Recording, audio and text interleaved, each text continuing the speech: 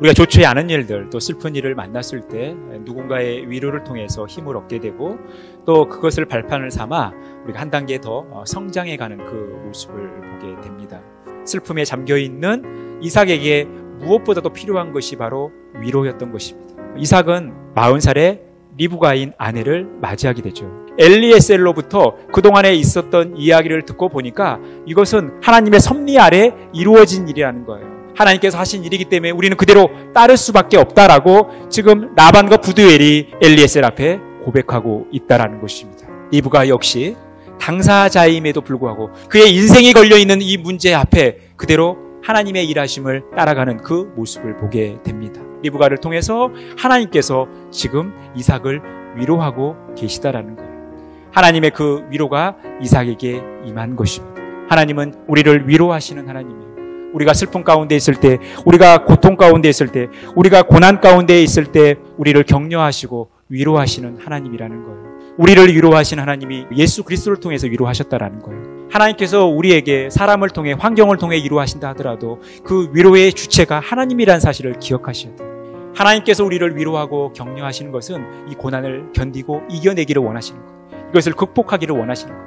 오늘 이 이삭에게 임한 위로는 하나님의 비전을 향하여 나아가야 할 이삭 앞에 놓인 그의 삶의 과제, 하나님과의 관계에 있었던 것입니다. 이 일을 위해 하나님은 이삭을 위로하고 계시는 거예요. 하나님이 원하시는 방향을 향하여, 하나님이 정하신 목적을 향하여 나아가기를 원하셔서 우리를 위로하신다라는 거예요. 우리는 하나님으로부터 받은 위로를 우리만 간직하는 것이 아니라, 우리만 힘을 낼 것이 아니라 위로가 필요한 사람들을 찾아다니면서 위로하는 삶, 하나님의 사랑으로, 하나님의 말씀으로 위로하는 삶을 살아가야 한다는 거예요. 이것이 하나님께서 우리를 위로하시는 두 번째 이유입니다. 주님을 바라보시자라는 거예요. 주님께서 펼쳐놓으신 미래를 바라보자라는 것입니다. 그러면서 우리가 주님으로부터 위로를 받고 우리도 서로 위로하는 삶을 살아가자라는 것입니다. 하나님의 위로에 어떻게 참여할 수 있냐라는 거예요. 하나님의 주권을 인정하며 하나님께 순종하는 거예요. 여러분, 순종이라는 것은 하나님을 받아들이는 거죠. 하나님의 주권적인 행위를, 하나님의 약속의 말씀을 받아들이는 것, 이것이 순종이에요. 그런데 오늘 등장하는 모든 인물들이 바로 이 하나님의 주권을 받아들인 거예요. 순종의 삶을 살아가는 것입니다. 하나님의 위로로 가는 마지막 길목에 바로 순종이 있다라는 거예요. 오늘 이삭에게 왜 위로가 임했고 또 이삭이 위로를 얻었습니까? 이삭이 이 하나님의 주권을 받아들인 거예요. 하나님께 순종한 거예요.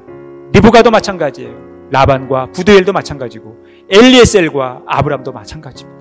다 그들이 하나님의 위로를 향해 가는 그 길목에 순종이 있었던 거예요. 그 순종의 고통보다도 더 큰 위로가 우리에게 있다라는 거예요.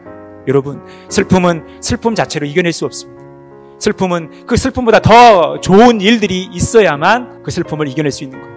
하나님께서 여러분들을 위로하기를 원하십니다. 그런데 여러분, 이 하나님의 풍성한 위로를 받기 위해서 우리에게 남은 또 하나의 숙제는 바로 순종이라는 거예요.